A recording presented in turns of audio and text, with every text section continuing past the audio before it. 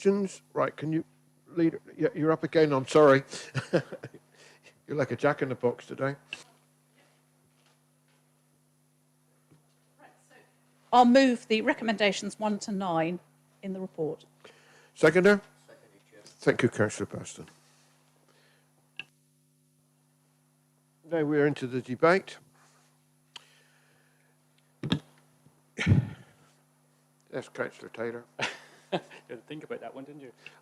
Yeah, sorry, I should be standing up apparently. You should tell me, Chairman.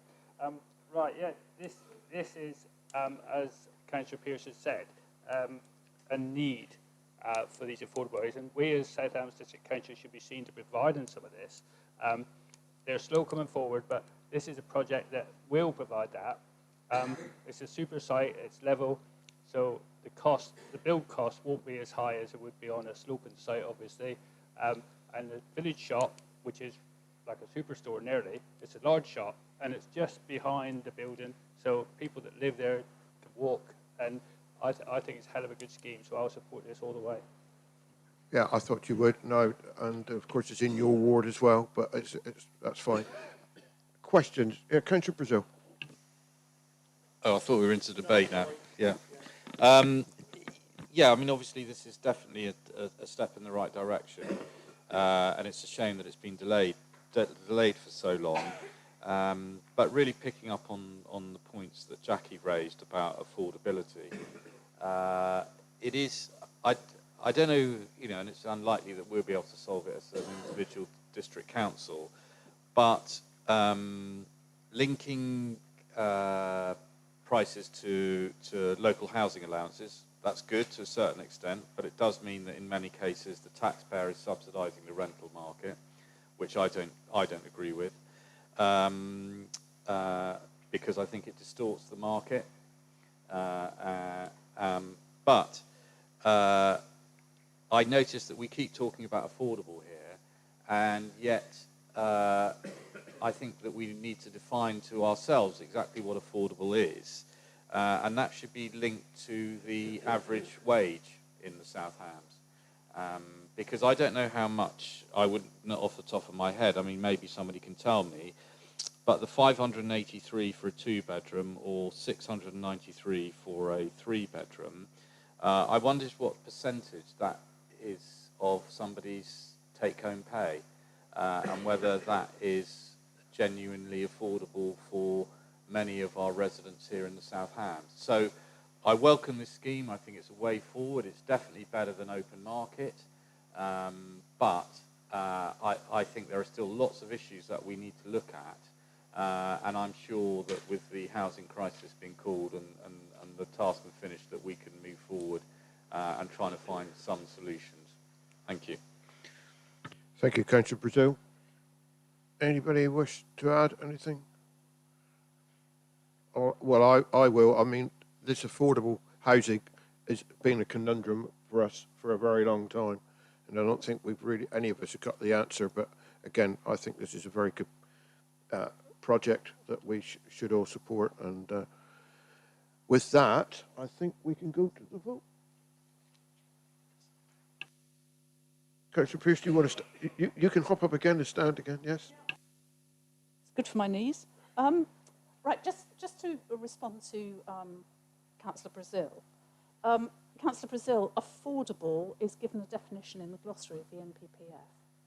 And I think it has 4 sections to it. And I was just trying to look it up, but I haven't had time. So I'm sorry about that.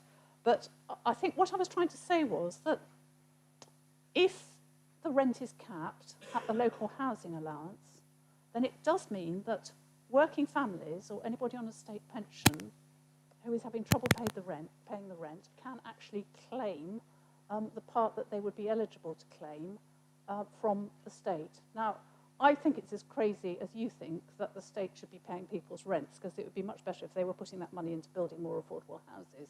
I would agree with that. But we are where we are. But I think there is some assurance that the people who are going to live in these houses will be able to afford to live there for that reason. Thank you, Councillor Pearce. So we now can go to the vote. So, members, you see on the screen, what has been proposed. Can I have a show of hands in favour, please?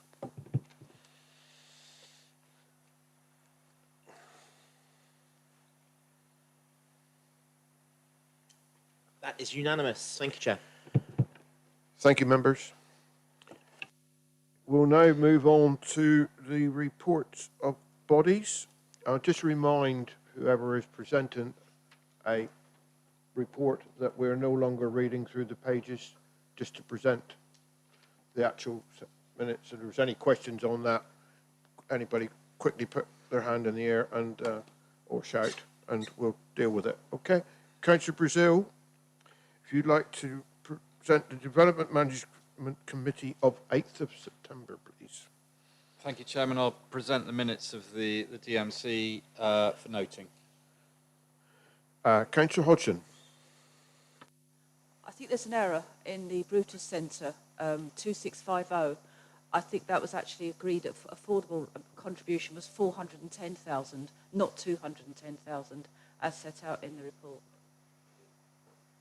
Thank you for that. Yeah, I think that is.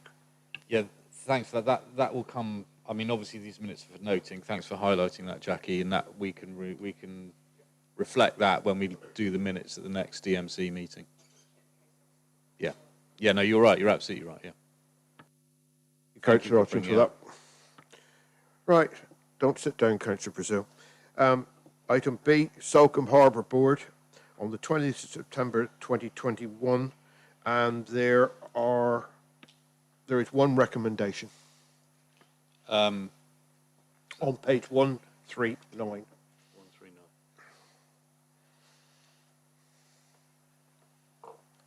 Right. Yes, I'll present those minutes. As you'll see, actually, I wasn't there at the time, but I'll present them for noting, and I'll move the recommendation in respect of fees and charges. Seconder.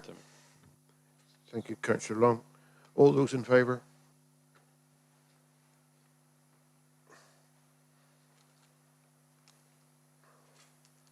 That is unanimous for that recommendation. Thank you, Chair.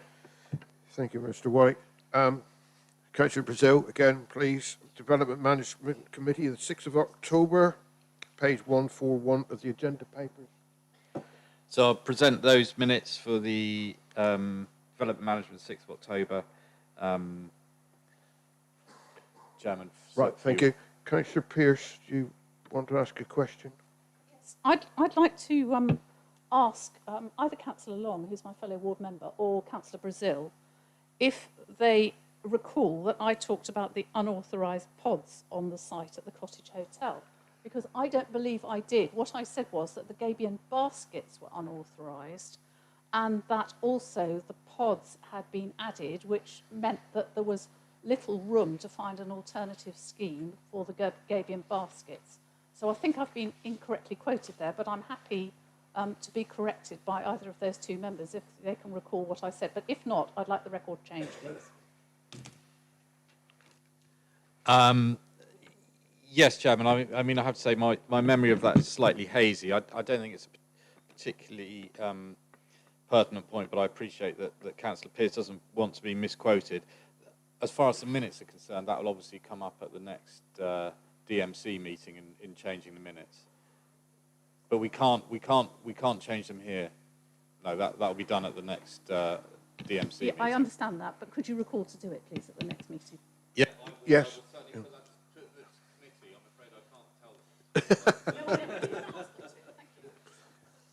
And I will check that he does as well, so all right, don't worry.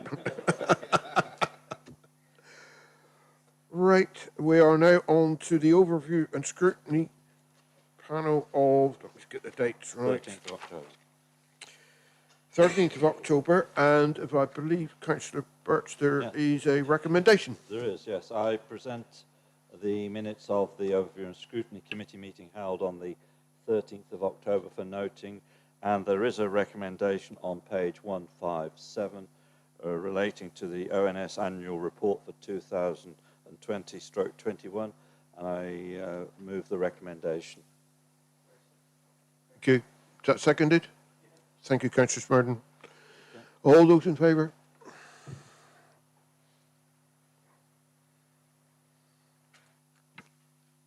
Thank you, members. That's unanimous for the annual report adoption. Thank you. Thank you. The next agenda item is the executive meeting on the 14th of October on 159 on your agenda pages. Councillor Pearce, there are two recommendations that relate to the housing crisis on page 161 and 163 that relate to the planning improvement plan. Thank you, Chairman. I'll take the housing crisis recommendation first. And this was to agree, it's on page 161, and it's to agree a Community Benefit Society, CBS for short, and delegate authority to the Director of Place and Enterprise in consultation with the Chief Executive, Section 151 Officer and Monitoring Officer, and with the Leader of the Council to undertake full due diligence and the necessary steps to set up the Community Benefit Society. Thank you. I so move. Thank you. Is there a seconder for that? Thank you, Councillor Baston. We'll vote on that one first, yes, Mr. White. All those in favour?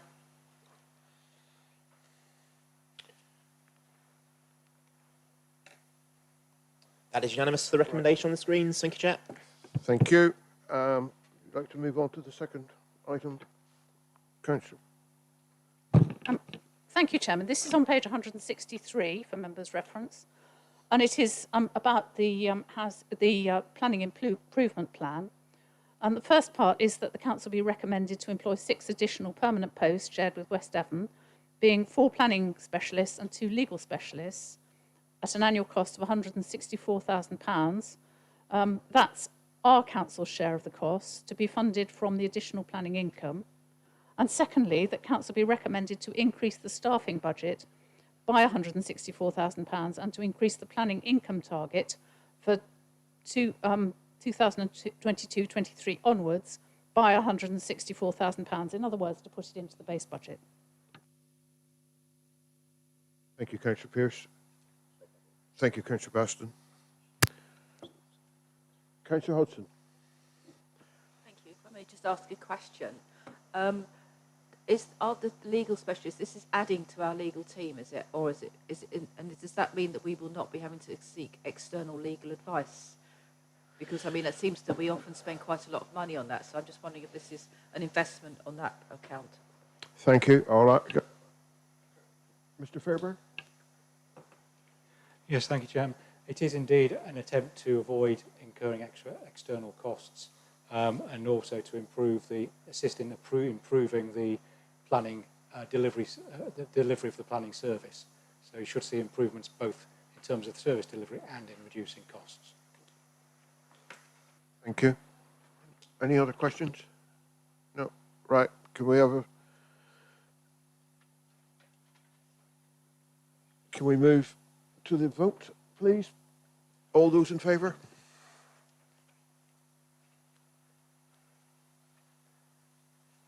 That is unanimous for those 2 recommendations. Thank you, Chair. Thank you, Mr. White. We now move on to item F, the Audit Committee, 28th of October 2021, page 169 of the agenda papers, and there are no recommendations. Councillor Austin. Thank you, Chairman. I present the minutes of the Audit Committee, 28th of October 2021, for noting, pages 169 to 172. Thank you. Move on to item G. This is only for noting, Mr. White, isn't it? It is. Thank you, Chair. Yeah. I present the minutes of the Overview and Scrutiny Committee held on the 4th of November 2021 for noting. Thank you. Councillor Pearce. Thank you, Chairman. I'd like to comment on these minutes. Well, in fact, ask a question of the Chairman as to why 2 housing overview task and finish groups were being set up, because I spoke at that meeting and I do have a transcript of the of what I requested here, that I clearly asked that the work of that task and finish group should be substituted for some policy information work. Now, what I'm disputing is that I don't think the minutes on page 174 are a true record of what I said. Obviously, the chairman is allowed to decide what he wants to decide, but that doesn't reflect what I said. I was asking for the one that was going to look for sites to be substituted with a policy-seeking task and finish group instead, but that's not what the minutes reflect. I didn't write the minutes, so I can't really comment on that. So I think if the minutes are inaccurate, then clearly that will be dealt with at the next meeting of ONS. But I think you did sum up at the end of the meeting by talking about two groups. Mr. Chairman, with the permission of the Chairman of ONS, I can comment at that point because I can recall what happened. We asked the question in the meeting as to whether we were setting up one or two groups, and the officer in the room at the time who had taken minutes said that she felt it was the case that we were setting two groups up. We then proceeded in that direction, but we did actually seek advice at the time because we weren't clear. So if an error has been made, that wasn't made on behalf of ONS. That was obviously a misunderstanding. And I do recall that specifically because the question was asked, Mr. Chairman. Right, thank you. I don't know how quite. All right. Thank you, Chairman. There's clearly some confusion in terms of what was both said and the advice that was given. I think that the leader has made a point about what she said, and actually, having looked at the transcript of the meeting, she's clearly correct. Probably some advice was given that may have been also somewhat confusing. I suggest that when the minutes are back at ONS, we can deal with all of those matters. Thank you, Chairman. Thank you. That sounds sensible to me. Right. We are now moving on to the special executive on the 11th of November.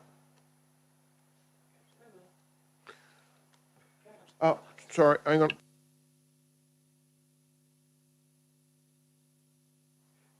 Yeah. I'd like to query whether these are an accurate record. In view of Councillor Hopwood's statement at the beginning of our meeting, in which she agreed that she had failed to declare an interest, it seems rather odd to find that the minutes find her declaring an interest twice. It says on E58/21, Councillor Hopwood declared a disclosable pecuniary interest. She didn't say anything at that point at all in the meeting, and I've viewed the tape very carefully. She did leave at, later on it mentions E60/21. It says, having declared a disclosable pecuniary interest, that previous minute refers, Councillor Hopwood then left the meeting room. She did leave the meeting room, I think, after receiving advice from the monitoring officer. And from what I can see from the tape, the monitoring officer explained why she had left the room because of her interest, which is fine by me. I don't hold this against Councillor Hopwood, but I don't feel that's an accurate record of what actually happened. And if possible, can that please be amended? Right. Thank you, Chairman. That is indeed correct, and the minutes that have been circulated with the papers for the executive do make a correction with regard to when the declaration was made within the timing of that meeting. I hope that once you've had a chance to look at that, Councillor panel, you'll be satisfied that it is indeed correct now. Councillor Pennington, can you turn on your mic again, please? Because I have grave concerns, and I'm certainly not going to vote in favour of this, because the 5 days' notice to 31 members. Councillor Pennington, I'm sorry, I'm shutting you down. We've already explained. We're not going further forward. So,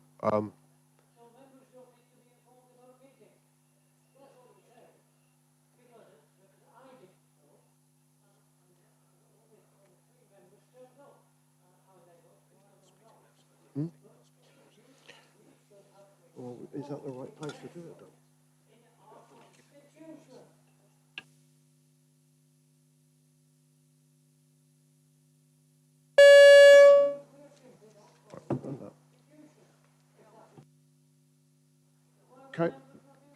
Councillor Pennington, I've tried to tell you more than once.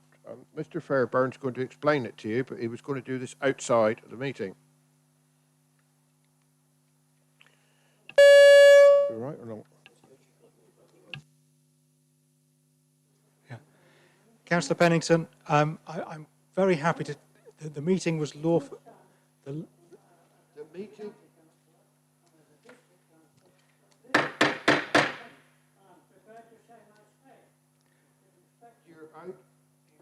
You're out of order. Sorry, but you are at the present time. Because I have to listen to what the monitoring officer says. Yeah, but you're not. That's the point. Councillor Pennington, it was lawfully called. I'll explain the details to you outside of the meeting. It's rather more involved than perhaps needs the time here, but I'm very happy to talk to you outside of the meeting. I did try to call you yesterday to explain all this, but I'm happy to do so. So perhaps when we break for lunch, I'll have a word with you then. Is that okay? Right. Councillor Pearce, would you like to present this? Councillor Hodgson, yeah. Sorry, Chairman. I just wanted clarification, not only for myself, but actually maybe any members of the public who might be slightly confused. Why is there red text in this report? Is it actually additional comments or what's? I mean, I just don't. Is it something that's been added after the meeting? I just don't understand why there's red text. Councillor Hodgson, I can explain that. Thank you, but I just think it needs okay. clarification because it's All right. unusual. So, yeah, it is unusual indeed because we were responding to concerns that have been put to us by the Scrutiny report. And the red text is the executive.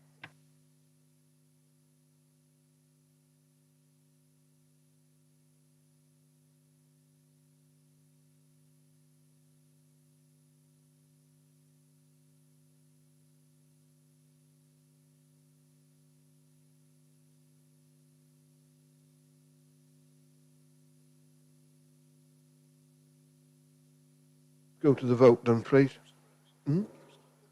Councillor Rose. Oh, sorry. Thank you, Chairman. Without wishing to stir the pot at all, I just simply want to ask, if a councillor has asked a quite straightforward question, why is that being requested that be answered outside of the meeting?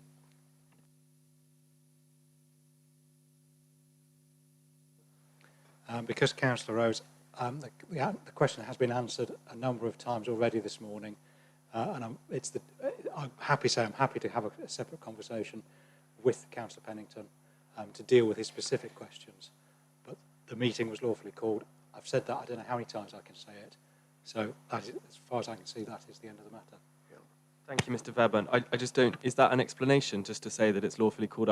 My understanding is that Councillor Pennington was asking why members weren't informed about the meeting. For me to say it's lawfully called isn't really an explanation. It's just a statement. Is there a reason why we're not? I'm not trying to stir the pot. I just feels like there's been a question asked and no answer being given. Thank you. The appropriate notice was given. It is possible to call a meeting on shorter notice. The reasons were explained as part of the calling of the meeting and at the meeting. So the meeting was lawfully called. It is possible to call a meeting on shorter than five clear working days' notice. Thank you. We'll bring that to a close. Oh, sorry. Councillor Cullen. Thank you. Yeah, I have a lot of sympathy for Councillor Pennington's been saying. I mean, I only found out about this particular meeting on the Tuesday afternoon by accident, and a lot of members may not have known about it. And I asked Councillor Baldry for guidance, and he didn't know there was a meeting. The minutes of the meeting. Right, at what point can I talk about this then? We've already been there several times this morning. Why, sorry. Yeah, the point I was making was I spoke to Councillor Baldry and asked did he know there was a meeting on the Thursday morning, and he didn't know, and he's the executive member for Waste, which I was somewhat surprised about. So just wanted to make that point, which I think is probably quite relevant in the circumstances of what Councillor Pennington's been saying. Councillor Baldry, can you enlighten me, please? Councillor O'Callaghan is absolutely correct. It's because I do not spend my life looking at MobGov. I was not the meeting, but sorry, I know you don't want to continue with this discussion, Chairman, but in the minutes, the monitoring officer gives the reasons, and it's entirely explained why a meeting and how a meeting is called at short notice. I personally think and I'm not allowed to criticise officers. It is normal for members to be notified by an email from Democratic Services to say that the agenda for a meeting is now on the website, and in this instance it wasn't, and I'm very grateful to Councillor O'Callaghan for drawing my attention to it, so I immediately consulted ModGov. But in answer to whether members knew about it or not, if you look at the minutes, you will see there were 4 non-executive members in the meeting room at the time, and a dozen or so other members joined remotely via Microsoft Teams. So members were aware of the meeting, and they were aware enough to switch on their Teams and to attend the meeting. And I was one of them. Yes.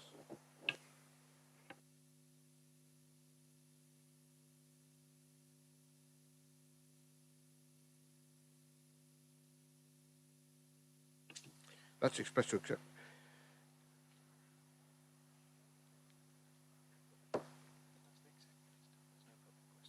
No public questions, that's it.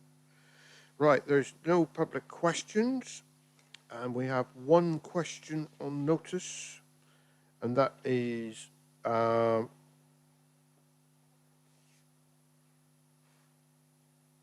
what was, sorry, I've got some right. Councillor Baldry, you ask? Yes, sorry, you're asking a question.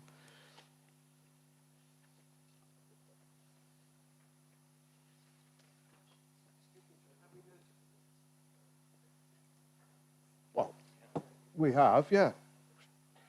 Sorry, I hadn't finished what I was saying about them. So if I got a chance to say that, that would be great. Well, no, I think you've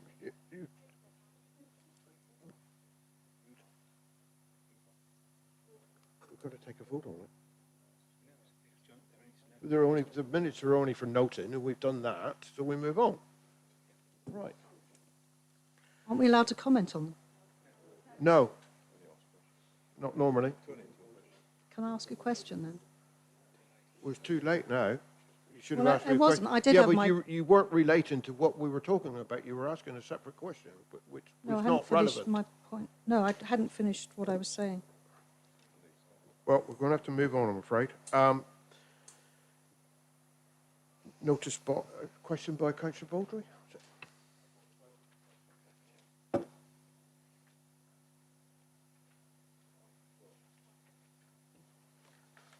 Councillor Baldry, thank you for your question.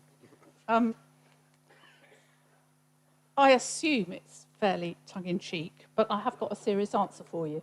The information the council can ask for as part of a planning application is limited, in the first instance by law, and then by the policies of the MPPF.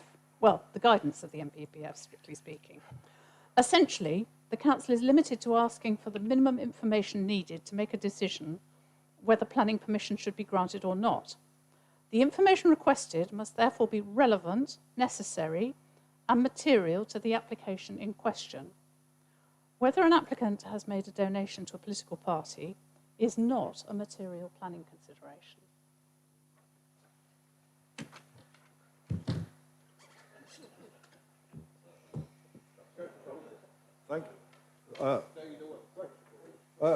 Thank you, Leader, for your answer.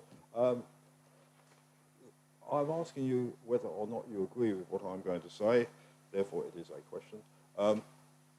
In view of the corruption going on in central Conservative government, I think, would you agree that it would be in interest of the reputation of South Hams that we were not a corrupt organisation, that we asked on a voluntary basis all applicants for 5 or more dwellings to say whether or not they had made a donation in the interest of protecting the reputation of our council? Councillor Baldry, I think in view of the answer I've just given, we are not able to ask for that. But in any case, I am as certain as I can be that none of the officers would care a fig if anybody had made a donation to a political party and then made a planning application. Sorry, Chairman, it is not officers who make decisions, it's the planning committee. Well, the majority of decisions are delegated, and many of those never come before members because, as you know, if there are no objections or if there are no comments no public comments that are contrary to the decision that is being made on that application, then members are not consulted either.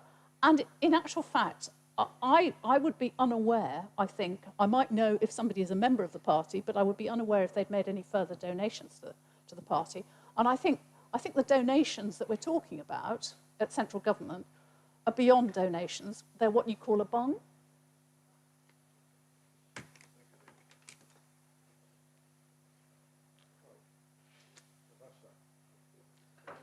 That's the end of the questions on those.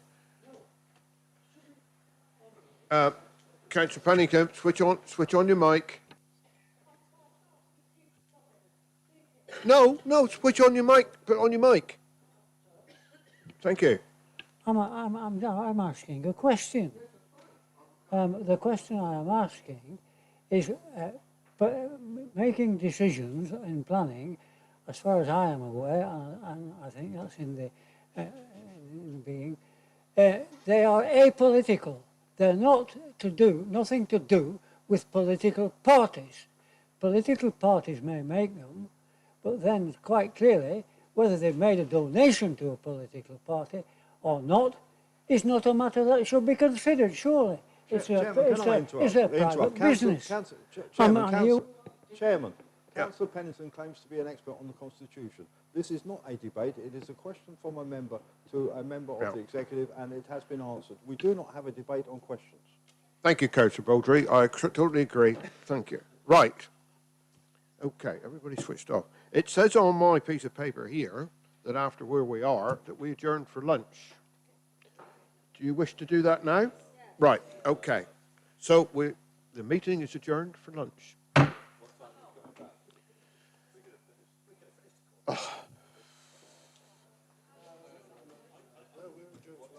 We'll adjourn for lunch. When do you want to come back? How long do you want for lunch?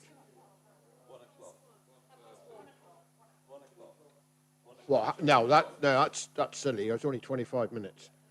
We'll go for half past 1.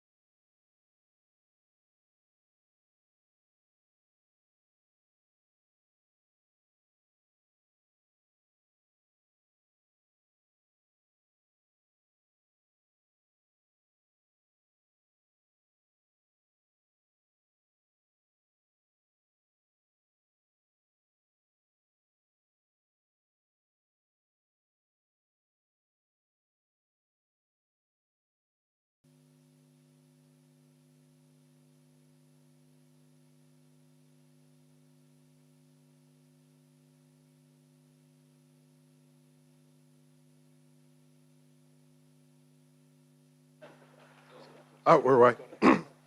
Afternoon, members. Very quickly, I'm going to do what Councillor Brazil would do when he does the D&M meeting. Just ask if anybody thought about anything more about personal or pecuniary interest in anything we're doing.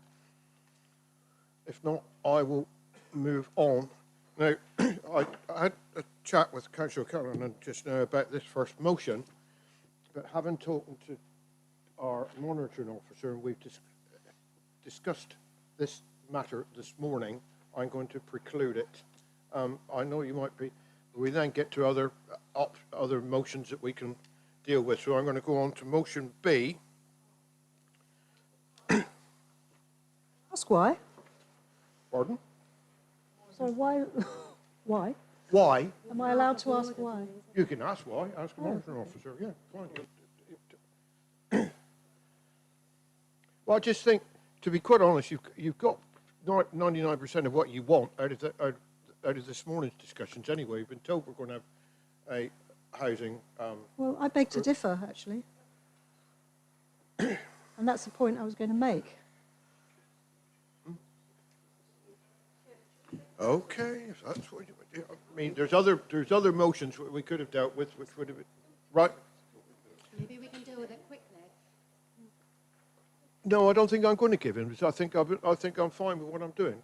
It's been discussed, and we'll leave it there. We're going to go to motion. I propose that we take item as on the agenda paper. We cannot adjust the agenda paper on the whim. Right. Councillor Callaghan, It's not. Councillor Jackson's motion should be taken now, please. That's not the advice I got from the monitoring from officer. This is a member meeting, Chair. Okay, fine. We'll take it. If that's fixed. You happy? Right.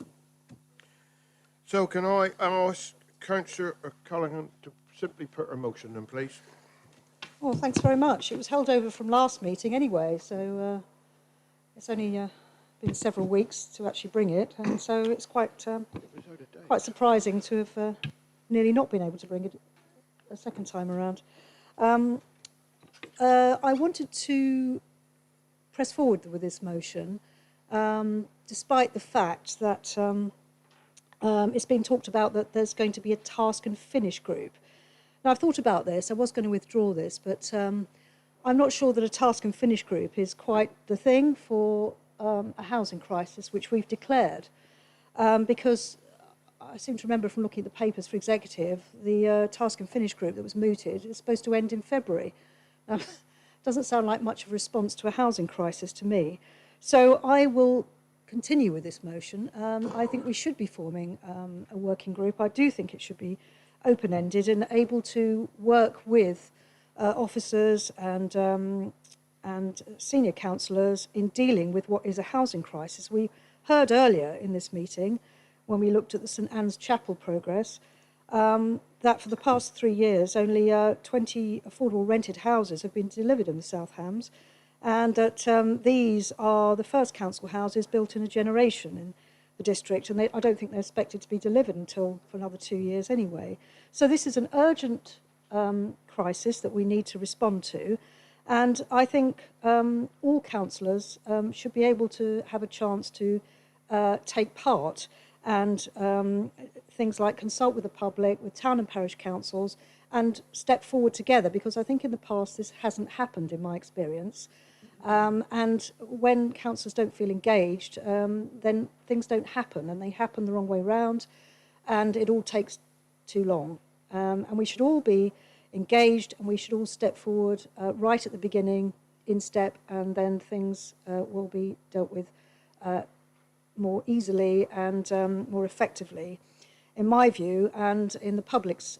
I think in the public that I've spoken to would feel the same. They want to feel engaged. There's a Facebook group called Roof in the Kingsbridge area, which has been set up, and people are genuinely engaged and genuinely concerned about finding affordable, particularly rented houses. Certainly where I live in, Councillor Jackson live in the Kingsbridge area, it really is terrible. People cannot find anywhere to rent, and we really do need well, social housing would be welcome. And so I think a task and finish group isn't up to the job, in my view. We've got Christmas coming, and then it's January, and then we're supposed to finish the month after. That's not a proper response to a crisis. And so a working group would be the way forward in my view. So I would like to proceed with this motion, if that's all right with the chairman. Thank you. Thank you. We are proceeding with it. Councillor Jackson, do you want to speak now or reserve? I'll reserve till the end, please. Okay. We're open to debate, members.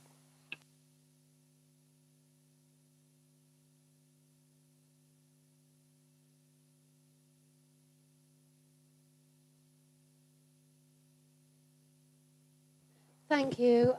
Yeah, I support this motion. I've said at meetings previously that my feeling is that those sort of, the core functions of our council, that being housing planning and waste and outdoor spaces, should all have an ongoing functioning working group assigned to them.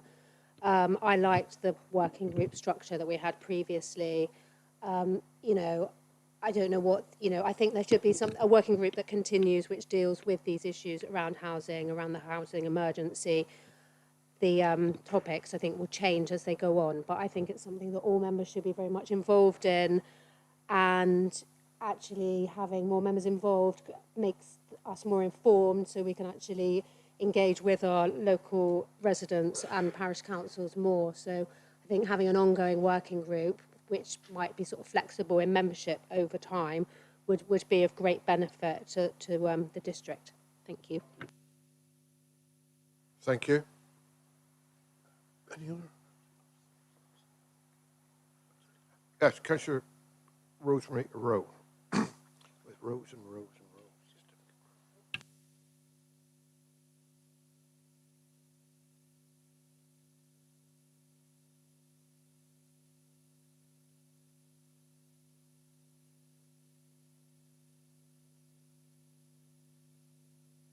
Oh, right. Well, thank you, Chairman. Yes, I seem to remember that we've debated this affordable housing on and off for months, years, in fact, decades, because all the time that I've been on the council, we've been on about affordable housing, and I think the thing we need to remember and think about probably is what's affordable, because what might be affordable to you is probably not affordable to your next door neighbour. And there is a crisis, there is a shortage of houses, but it's always been the same. And we've never been able to afford housing within our local villages. We've had to move into the towns, and we aren't going to change that, I'm afraid. But it's not only building affordable housing, it's also making use of other premises within our towns. We've got shops which are shut, and premises up over which used to be offices, but nobody will be working there in the foreseeable future, I doubt ever again, because our lifestyles are changing so much. So we could in fact make use of these premises over shops and even the shops. And I think it's not only about building affordable housing, there are properties that are already there which could be easily converted into livable homes, which I'm sure a lot of people would be happy to live in. It's an ongoing problem, but I don't think a working group or a task and finish group or any other group is going to solve the problem, because it's been ongoing forever and a day. And I know affordable has been passed down to us from up above probably over the years. I don't know where it came from, but I think we need to consider what affordable actually means, because I think it's maybe a terminology that ought to be dropped. I can't see that affordable is affordable anymore. Thank you. Thank you, Councillor Rowe. Councillor Hodgson. Thank you, Chairman. I think this is a very important motion, and I thank Councillor O'Callaghan for bringing it forward. I'm very glad we're able to hear it today.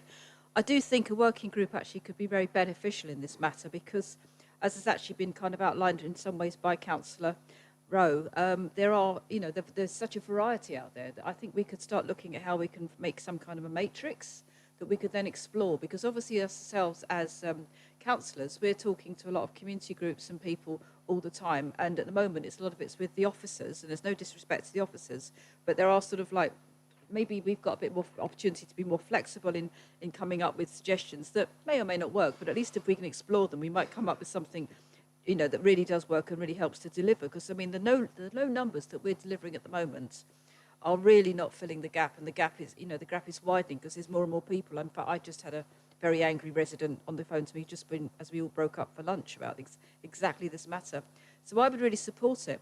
But what I would say is one thing it could be a very useful thing to do is also to look at some of the offers that come through about affordable housing being offered as viability from the planning applications, because the one I raised earlier, which had been minuted, which said it was 210,000 rather than 410,000 offered by the in that planning application. In fact, that planning application, which is for Central Totnes, for I think it was 52 new housing units, not one of them actually on site will be affordable. They're all market housing. And I think, I felt quite alone in the planning committee trying to actually put that forward as to how that was wrong.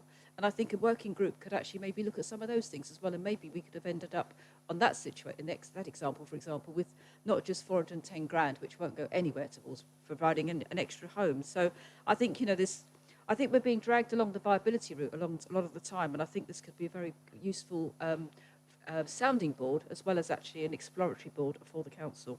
Thank you. Thank you, Councillor Hodgson. Councillor Rose.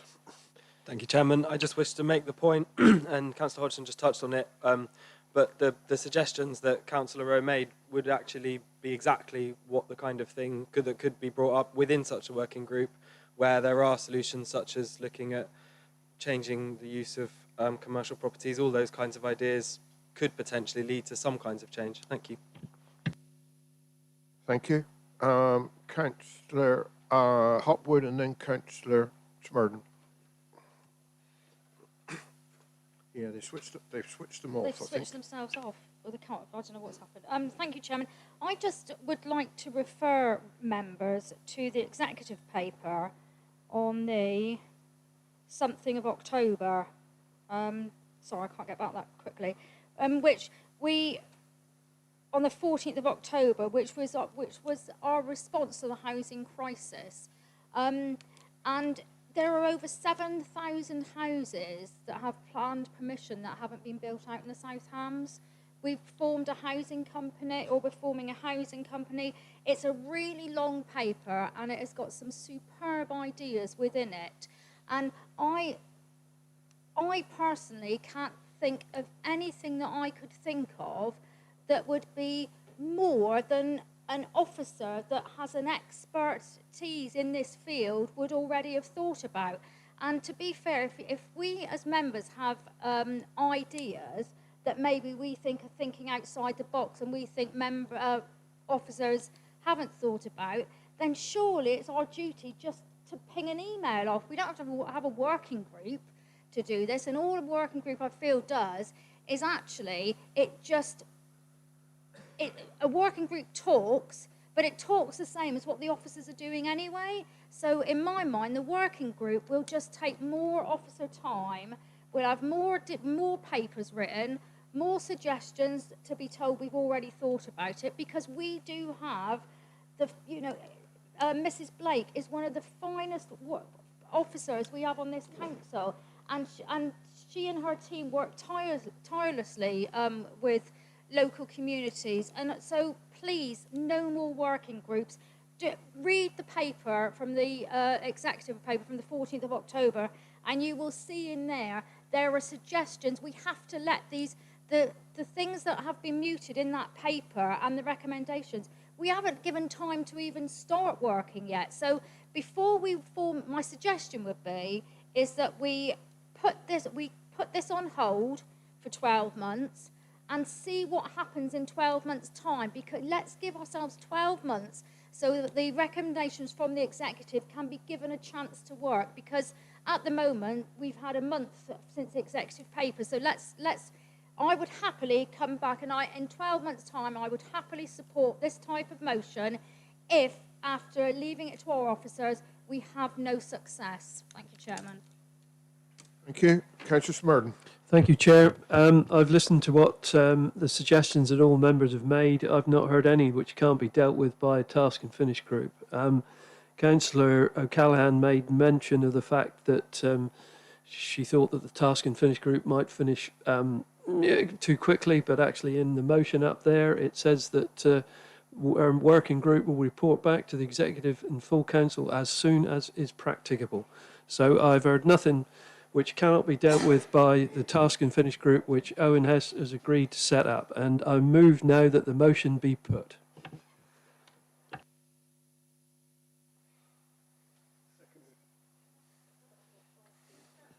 Sorry, can I clarify something, please? I think Councillor Snowden's confused. I need to sum up as well, actually, Mr. Chairman. Chairman, there's 5 people standing to take the motion. 5 people stood up.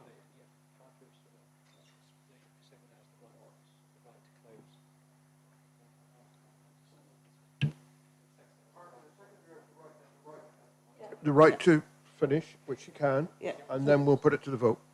So, Chairman, just in reply to Councillor Snowden about the task and finish group, what we're proposing is an answer to executive. Yep. As soon as practicable. But this will be a review. And also what we're proposing is identifying need and reflecting the needs of our residents. So really involving our communities in this working group. I think there's a new energy in response to Councillor Rose saying that this has been going on for years. There is a new energy and there's a real desire for people in our communities to actually find solutions to the public. And it's our job as members, I feel, to bring this to a working group and to share it with officers and also to share knowledge about community land trusts, learning from other areas, and also to define what affordable housing is, which Councillor Rowe said that was indefinable. So, and also looking at financing and covenants and lots of things that haven't been discussed yet. But thank you. Thank you. Right, we've had a motion to put it to the vote, and to the vote we will put it. So those in favour of this motion, please show.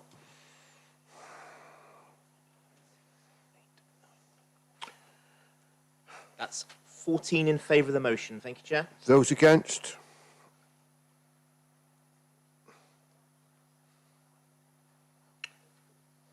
With 16 against. Thank you, Chair. Any abstentions? No, that is there the won't 30 be. members in Okay, total. thank you. Chair. Right. Right, so that motion is lost. We'll now move on to motion B, which is from Councillors Rose and Chown. So, Councillor Rose, would you like to put your motion, please? Yes. Sorry, Chairman, before you do, could I just have some guidance, please? Because my husband's business, of which I'm a director, actually fits systems in new homes, and I don't want to be getting anything wrong. You'll be pleased to know. So do I have to declare an interest or not? Thank you, noted. Right. Now we got that bit out of the way. Councillor Rose, would you like to put your motion, please? I so move. Thank you, Chair. And do I speak now, or does it need to be moved and seconded, and then I speak? You could speak and move it, whichever way you want to do it, really. I'll move and speak it then. Right. Technically, sorry, Chair, it should be seconded first before we introduce.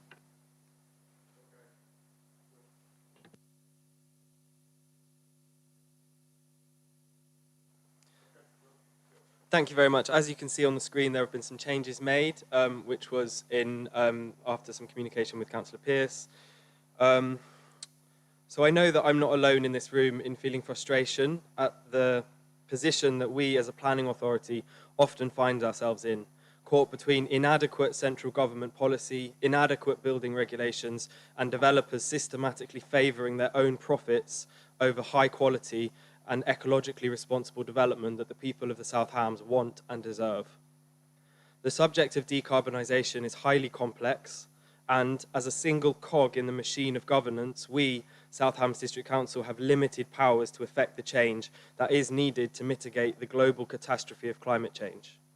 Whilst our hands are tied in many ways, our voice, as representative of our constituents, need not be. This motion is at its core a public statement to developers, the public and central government that we as a planning authority take climate change seriously, that we intend to use any powers that are and will be given to us through the granting or withholding of planning permissions to their full effect, to stop the reckless burning of fossil fuels and to push for high standards of insulation in new homes. Whilst this motion is a small part of a bigger push, it is a clear warning that we will implement any ability we have to stop the completely inappropriate installation of fossil fuel burning boilers in new homes as soon as we are able, with no grace period from that point. A move that could bring this important change forward considerably.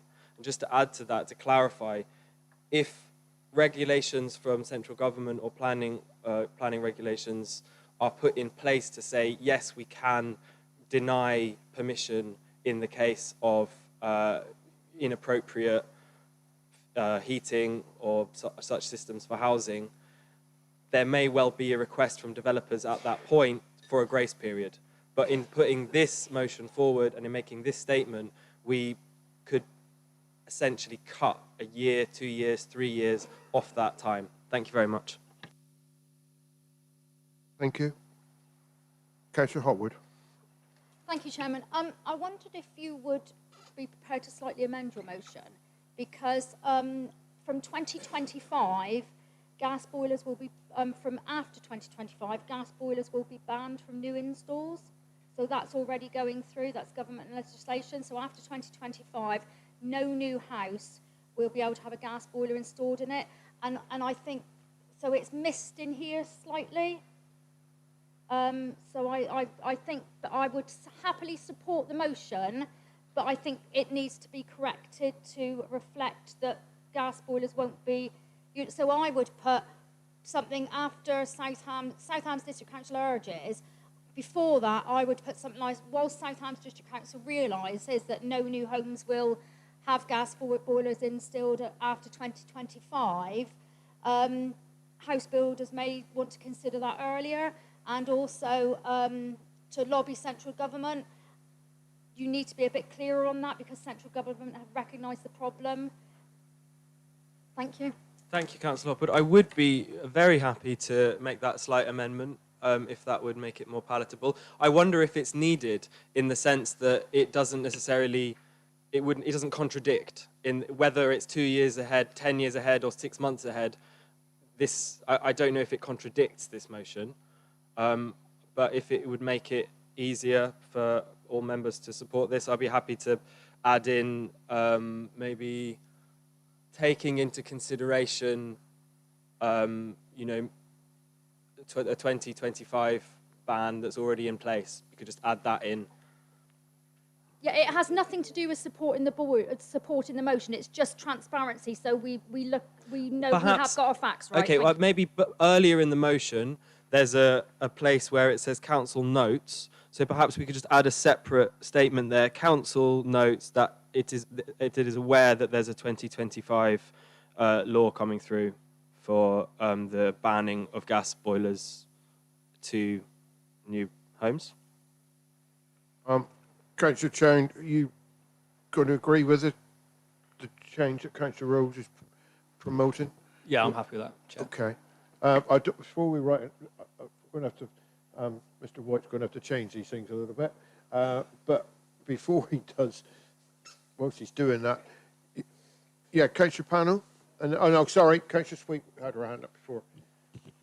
Thank you. I was going to mention this anyway, but as Councillor Hopwood has raised it, I just wanted to note that I did raise this at a public consultation for a new building site within Totnes Ward. This week I raised with the developer because they have in their consultation that they will be striving to be net zero by 2025 and that no new gas boilers will be installed. I think it was after 2023. So personally, I would like this motion to be kind of live now, that actually we could take all these considerations through this year and through next year, because it seems a shame to let gas boilers kind of carry on being built for the next couple of years. You know, I think it's something that we should be doing immediately, and it would be great if those new builds didn't go ahead before they claim to be net zero by 2025. Unfortunately, that particular law is not down to us. We can suggest, make pledges and all sorts, but until the legislation comes from above, But I don't think this motion is to make a law, is it? It's to do everything within our power as a local authority. Yes, it's your motion. Yeah. Just as a clarification, the main point of this motion is about grace periods. So the main point of this motion is that this is essentially telling developers at the point the law changes, we're going to be upholding it. So this is your grace period. There won't be an additional grace period then. So wherever the law changes, this motion will still have that effect. Thank you. Okay. Councillor Panel. Thank you, Chair. I only wanted to make the point that we don't hold your breath when it comes to finite dates like 2025, because homes were supposed to be zero carbon by 2016, and then the government changed the goalposts in 2015 and rescinded that. So we never know what's going to come down the road. So I don't think we want to be too prescriptive about when something's going to come in the future, because it may not. Thank you.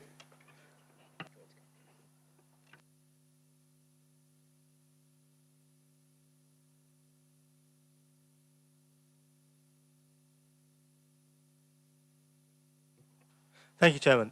Yes, I'm very happy to support this motion in the context for which it comes. I'm sure it's reflective of a lot of members of the Development Management Committee in particular, that when we are making decisions on whether or not to grant permission for certain, for new builds in general, although the joint local plan is there is not a great deal we can do beyond that to ensure that this kind of thing happens, because clearly that the houses that we are building today should be fit for the future and should be, we're hoping, they're going to last at the minimum several decades, if not longer, thus ensuring that these kind of modern designs and gas boilers aren't put in, but that the furnishings, sorry, not furnishings, the equipment used to heat it is future-proof. If you go into a lot of houses and you just touch the wall of a newly built house now, you can feel the heat because by and large they're quite well insulated. So it would be lovely if there could be something like this, or renewable heat created to complete the cycle, shall we say. So I'm very happy to support this. Thank you. Thank you, Councillor Brown. Councillor Pearce.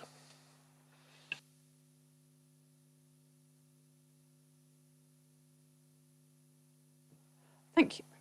Thank you. I didn't realise somebody had been switching them off over lunchtime.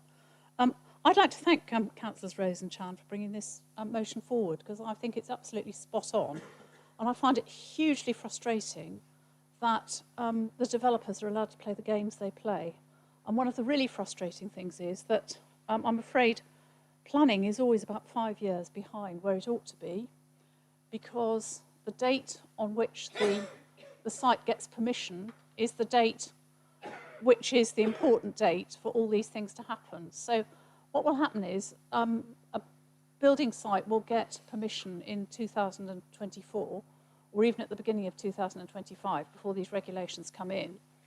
And at that point, the builders will be able to put in an application to sign off their building regs at that point, which means that the building regs apply as from that date and not from the date when they actually start building, which means that they could be 5 years out of date. So what this actually means is that I think I understand it would be possible for gas boilers to be installed up to 2030 because they've signed off their building regs in 2025. And I think I could see Councillor Birch nodding his head, and he goes to the building regs meetings. So, but I think I'm right in saying that.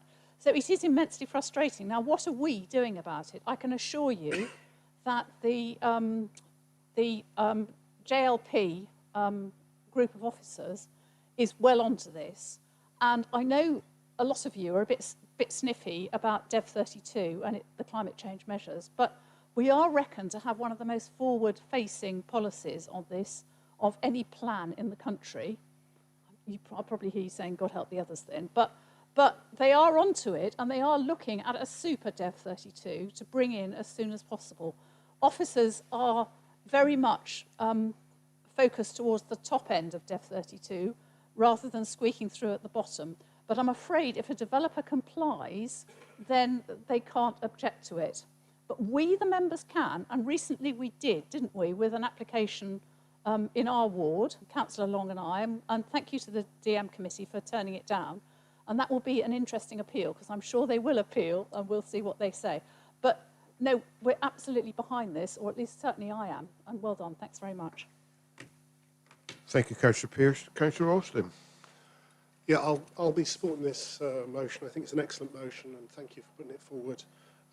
I just wonder, I think you're likely to get a cross-party support for what you put forward, and I just wonder if there's more you could do in terms of looking at electric charging points, perhaps for cars, solar panels, so on, or other environmental issues with new built property that you could potentially look at bringing forward as a motion, at a later council meeting, because I think you're going to get a great deal of support for the motion you're putting forward now. Thank you. Right. Yeah. Councillor Bart, shall we? And then we've got. Picking up the points that have been made, it seems to me the easiest thing to do with this notice of motion is at the last point, where it says to lobby central government to bring forward policy to ban the installation of fossil fuel burning boilers. If we could add to that burning boilers in any new build prior to 2025, I think that picks up the points that have been made. Because it really, at the end of the day, we're in the hands of central government. And I think if we can lobby central government to say, really, we want you to bring forward a policy to ban the installation of fossil fuel burning boilers in any new build, and it picks up the point that Councillor Pearce mentioned, prior to 2025, I think that may fit the bill and save any wholesale changes elsewhere that have been suggested by others. So I'd like to move that as an amendment. I'm happy to accept that amendment. Thank you, Chair. Anybody else? Okay. Does the seconder need to also accept that amendment? Councillor Jones, yes? Yes, I accept. Right, thank you.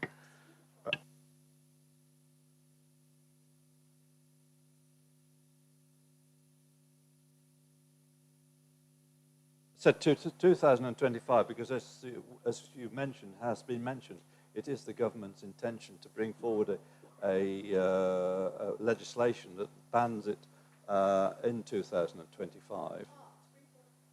Prior is the policy.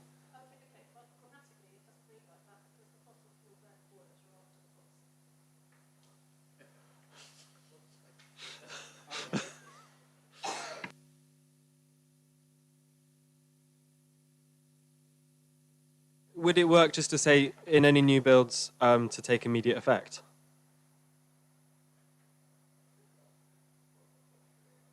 I think the second of the original motion has his hand up for a minute, Chair.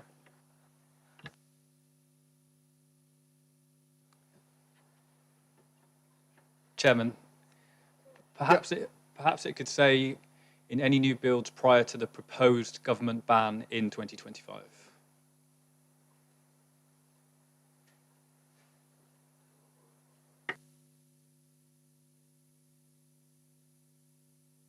You all have the advantage of seeing what's going up on the screen. In fact, I'm going to suggest something a little unusual. Once Mr. White has finished putting it up, I'm going to walk out there and look at it properly. Just adjourn for a couple of minutes so we can do that. Because, I mean, I don't think any of us are against the principles of all this. We just need to get the wording right. I'm happy with what's there, Chairman. If I may, Chairman, I wonder if we could use the phrase due for completion after, by 2025. In other words, they get the planning permission now, but they don't complete them till 2025. Then we want them to be up to date.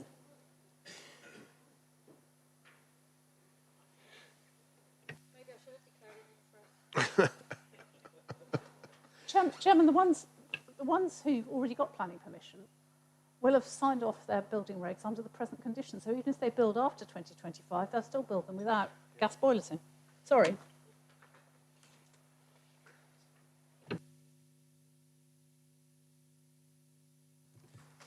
So where are we? Yeah, there's two options, I think, really, members. I mean, one is we are obviously amending the final bullet point of the amended motion as per the screens, or the other one is the original suggestion, but where we suggested that in the council notes section of that motion, we put some on council notes that from 2025, a new home will not be permitted to have a gas boiler installed. Therefore, council notes that from 2025, a new home will not be permitted to have a gas boiler installed. But notwithstanding that, we have a proposal that Councillor Chown has put, with the exception of the words due for completion. My concern with this is that legal? If I don't think it's not legal, is it? So I think we need to take out due for completion. We can't make the law. All we can do is lobby to get a law Exactly. made. So I think as it is now, it's fine.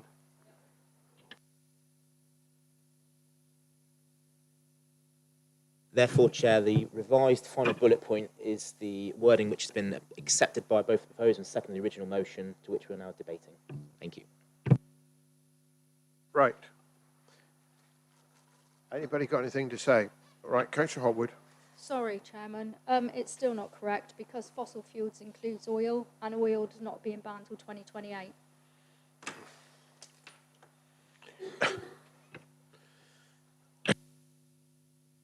I still think that doesn't contradict this, because even if it just says prior to the proposed government ban, but even if the government are only banning gas and not oil, that still stands.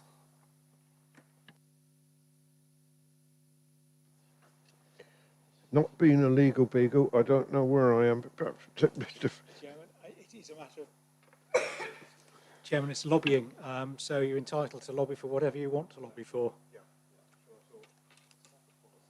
I think the due process will leave, if the proposer and seconder are happy to leave that as it is, are you? We'll debate the motion as it is stands. That's all we can do. We'll be here. Well, we won't be here all afternoon.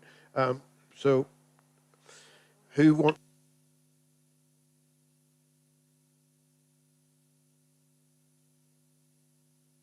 Vote on it.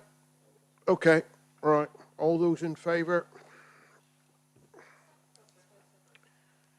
Oh no, it doesn't matter.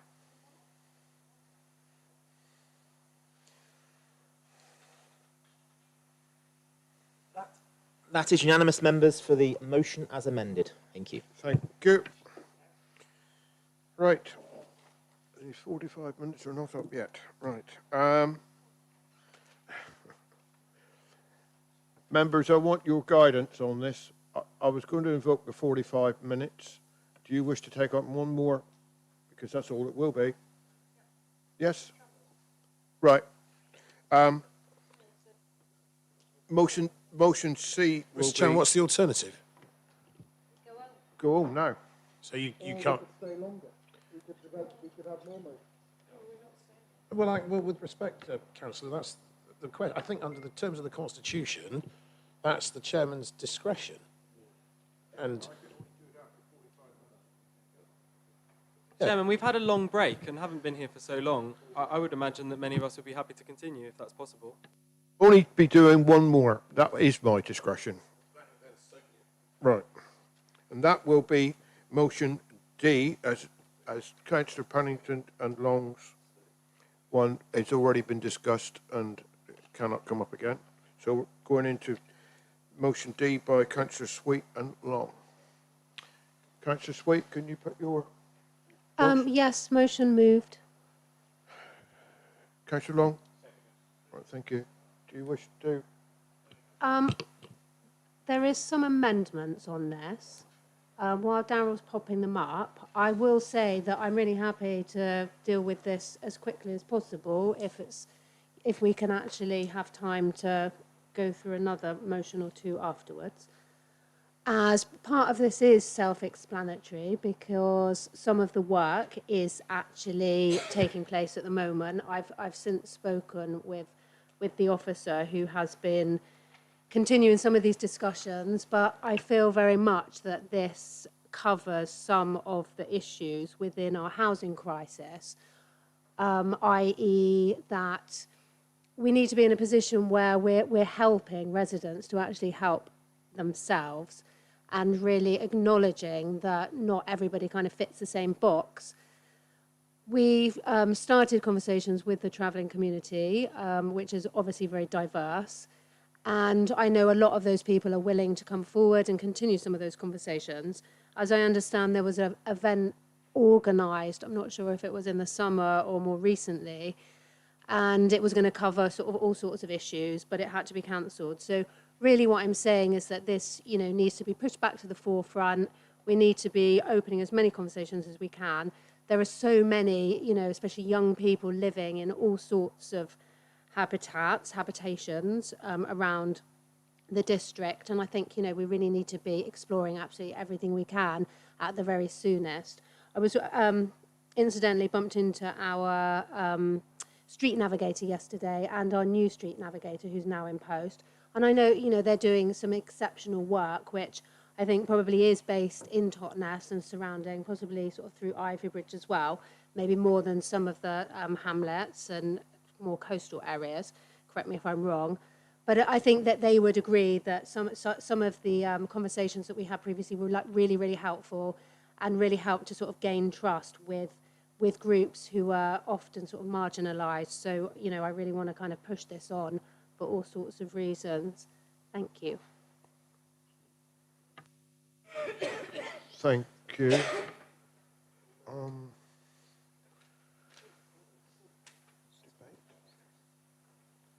Seconder? Done. Do you want? Chairman, Yeah. I'll reserve, in the spirit of wanting to get through as many motions as possible. I think it says what it says, you know, quite clearly. Thank you. Councillor Hopwood. Can I ask a question, please? Of course you can. This is in my blissful ignorance to this. So how would you, because it says the bottom part of the motion, engage with developers and simplify the planning process for both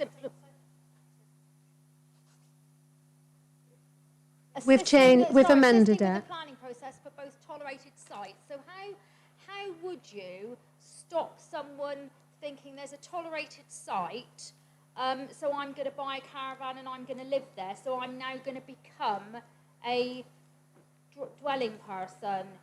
Are you asking me or the council? I'm just asking in general because I genuinely don't know the answer to it. I'm happy for Councillor Pearce to answer. I think it was something that you, Councillor Pearce, brought up in our original workshops and was quite supportive of. So, Mr. Pearce. I can explain that. Not that we need to spend a lot of time on it. Can I have my words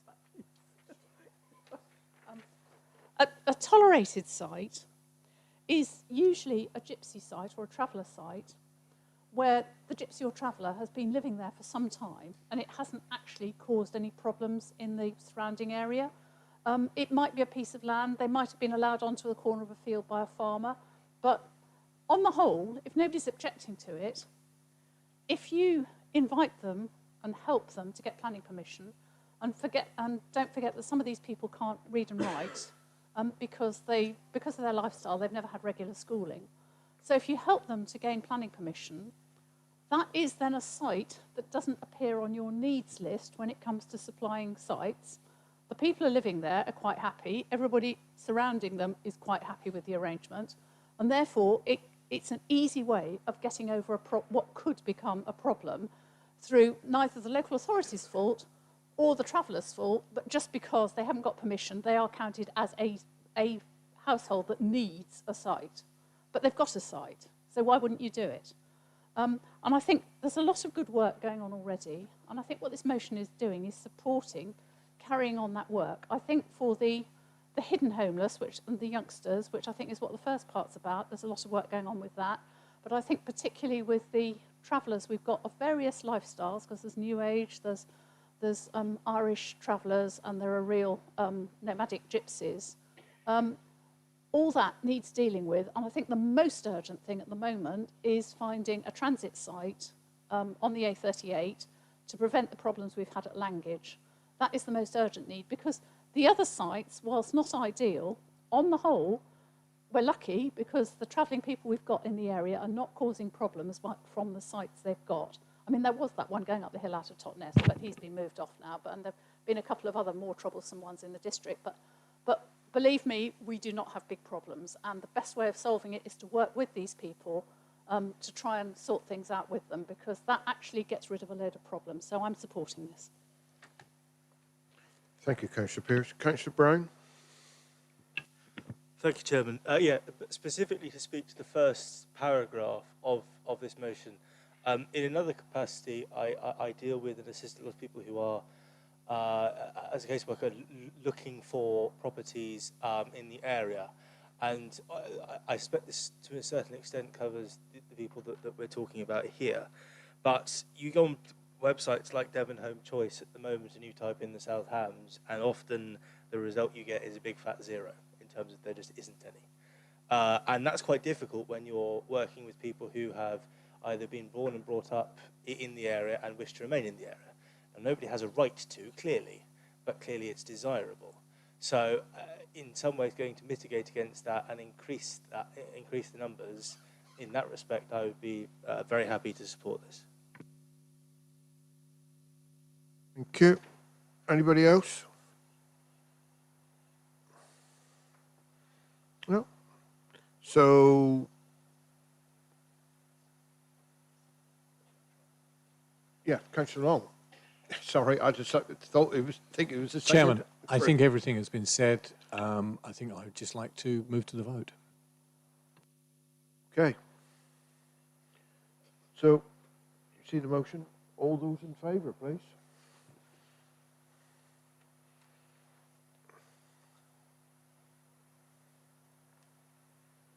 That's unanimous for the amended motion. Thank you, Chair. Thank you, everybody. Pardon? Bring something to my attention.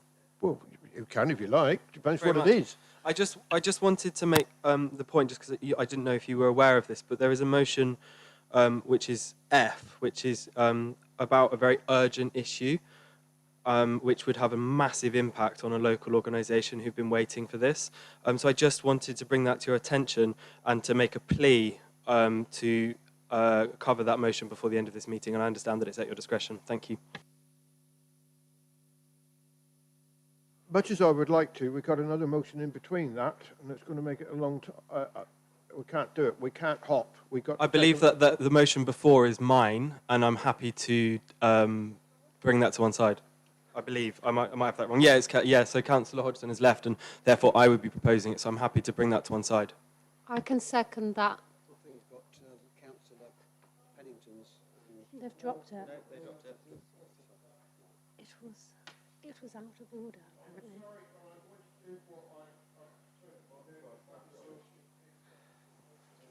apparently. The rule is, I did say after 45 minutes I would invoke the rule, and I'm going to.